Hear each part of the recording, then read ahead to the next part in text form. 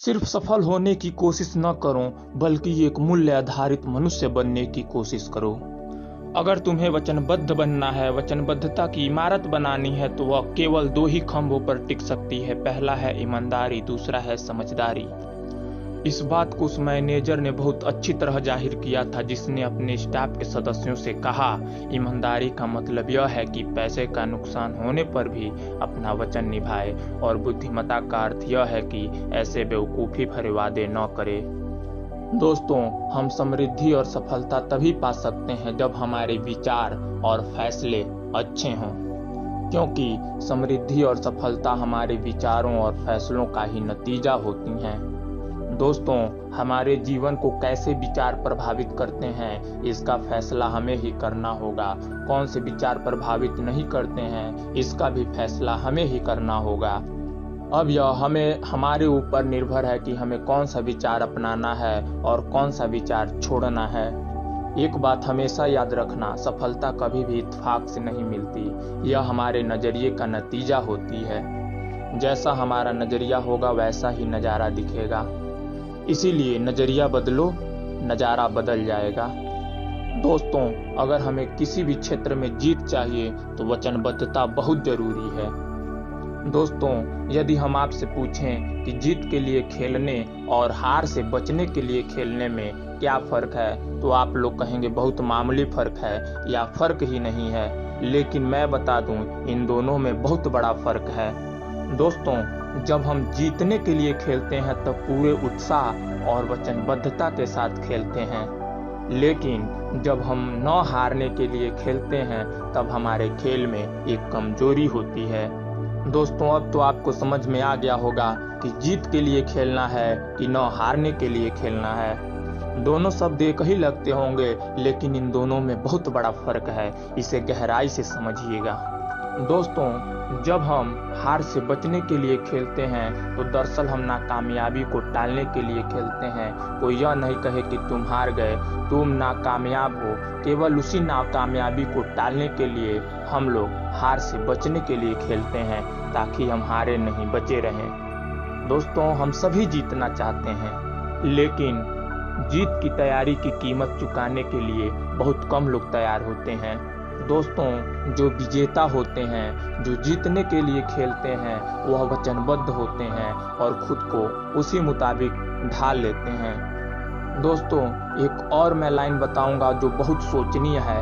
जीत के लिए खेलने के पीछे कोई प्रेरणा होती है, कोई इंस्पायरेशन होती है, जबकि हार से बचने के लिए खेलने का कारण सिर्फ डिप्रेशन होता है, ताकि लोग यह न कहें कि तुम नाकामयाब हो गए। उसी नाकामयाब को टालने के लिए हम हार से बचने के लिए खेलते हैं। दोस्तों, हमें कभी भी आदर्श परिस्थितियां नहीं मिलती और ऐसी परिस्थितियां बनेंगी भी नहीं।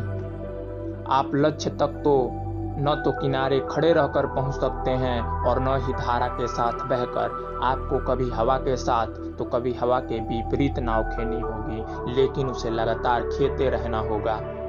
रुकना मना है। हमेशा बढ़ते रहो, दौड़ो, चलो, रेंगो, लेकिन चलते रहो। दोस्तों, आप कभी किसी कोच या किसी खिलाड़ी से पूछिएगा कि सबसे बढ़िया टीम और सबसे घटिया टीम में क्या फर्क होती है।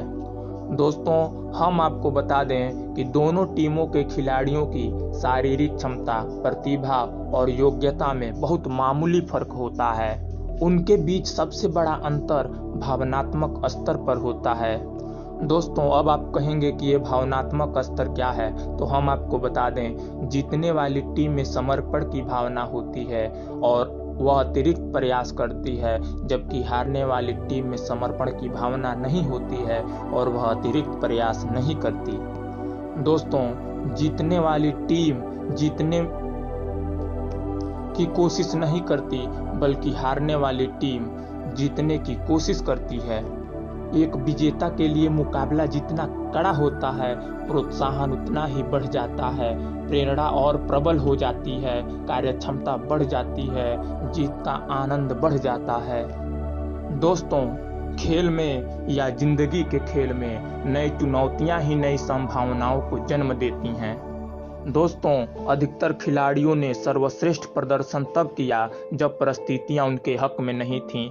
यही वह समय था जब वे अपनी छिपी हुई शक्ति को खींचकर बाहर लाते हैं।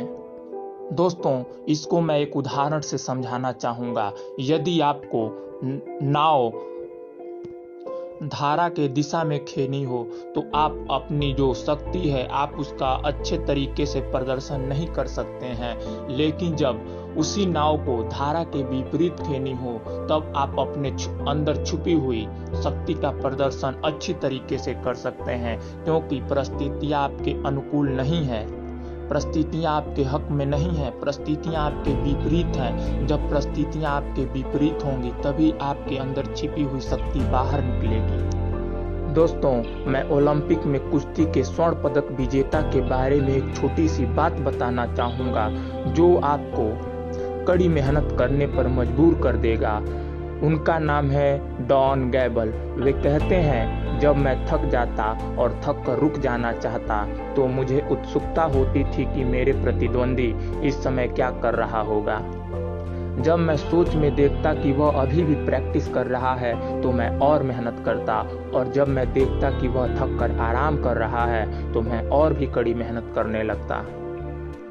दोस्तों, हम आपको बता दें, सफलता का मतलब उपलब्धि नहीं बल्कि उपलब्धि हासिल करने का एहसास है। दोस्तों, कुछ लोग ऐसे होते हैं जो कभी कोशिश नहीं करते क्योंकि उन्हें हारने का डर होता है। वे जहां हैं वहां पर रुकना भी नहीं चाहते क्योंकि उन्हें पिछड़ जाने का डर होता है, लेकिन खतरा तो दोनों तरफ है।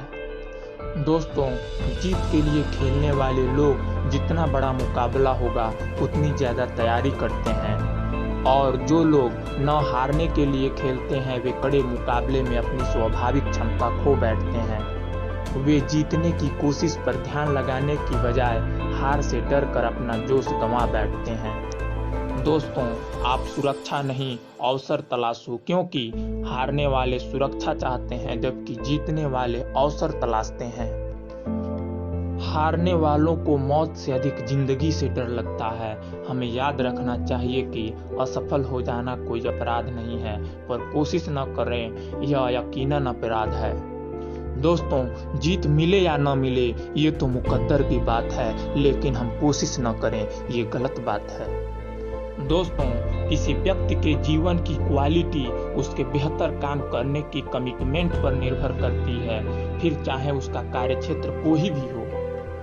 दोस्तों, आप लोगों को यह वीडियो कैसा लगा कमेंट में ज़रूर बताइएगा, और हमारे चैनल को लाइक, सब्सक्राइब एंड शेयर करना न भूलिएगा।